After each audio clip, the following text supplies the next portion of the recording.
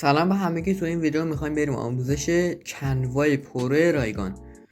خب اگه بدونید کنوا تحت سرور و نمیشه مودش کرد، پس بخاطر همین ما باید از روش های دیگه مودش کنیم. از اونجایی که میبینید الان من اپ کنوا رو دارم و داخل اکانت هم نیستم. برای این کار میخوام سریع سال توضیحش بدم. میرم توی سایت اوگزم، سرچ میکنیم اوگزم، میرسیم به این سایت رو کلیک میکنیم. اینجا از همون یه ایمیل و اسم و شماره و پسورد میخواد.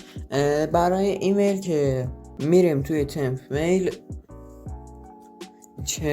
چنج میزنیم و ایمیلی که بهمون میده رو کپی میکنیم و اینجا پیست میکنیم. خب یه اسم از همون میخواد، چیزی لازم است بنویسیم، شماره‌مونم یه 0900 بذاریم، بعدش هم چند تا عدد بذارید، کار نداره. پسورد هم که دیگه بذارید. کریت فری اکانت. خب میایید وارد این صفحه میشید. پایینش چت جی پی تی پرو رایگانه، ما کاری باش نداریم. قسمت بالاش کنوای پروه، اینا میزنیم برامون وا میشه. اینجا که میرسیم بعد ما فیلتر شکنمون اگه اشتباه نکنم روشن کنیم. حالا نمیدونم بدون کنوا میزنیم یا اینجا و ایمیلی که بهمون داده رو کپی میکنیم، میایم توی اپ کنوا، کانتینیو ویت another اکانت، کانتینیو ویت ایمیل، ایمیلی که داده رو وارد میکنیم، میزنیم کانتینیو. اینجا از همون پسورد میخواد. برای پسورد بریم پسوردی که پایینش نوشته رو کپی میکنیم و اینجا پسوردمون رو وارد میکنیم. خب اینجا کدی میخواد. اینجا سری بعد بریم توی وبسایت اوگزم، این پایین رو بذاریم، این کد اینجا رو کپی کنیم، کپی میکنیم، اینجا وارد میکنیم، یه ذره صبر میکنیم و رفت توی اکانت.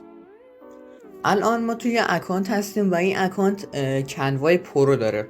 برای اینکه نشونشم بریم واقعا پرو هستش یا نه، برمیگردیم عقب و به منو فیلتر شکن رو خاموش میکنیم، چون کنوا فیلتر نیست. خب اینجا مثلا میزنیم روی سوشیال مدیا،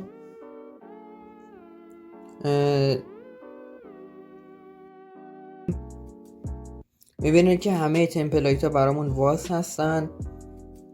مثلا اینی که پریمیوم هستش من میتونم برام انتخاب کنم. میبینید که این تمپلیت اضافه شد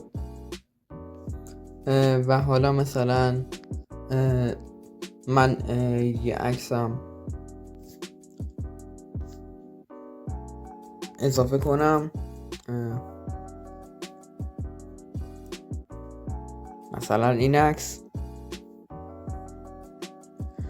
اگه بدونید کنوا برای حذف کردن بک‌گراند قابلیت پریمیوم میخواد و ما میخوایم بک‌گراند این عکس رو حذف کنیم. بیجی ریموور رو میزنیم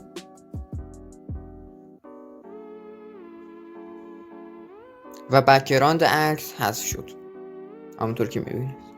ممنونم که این ویدیو رو تماشا کردید، امیدوارم خوشتون اومده باشه.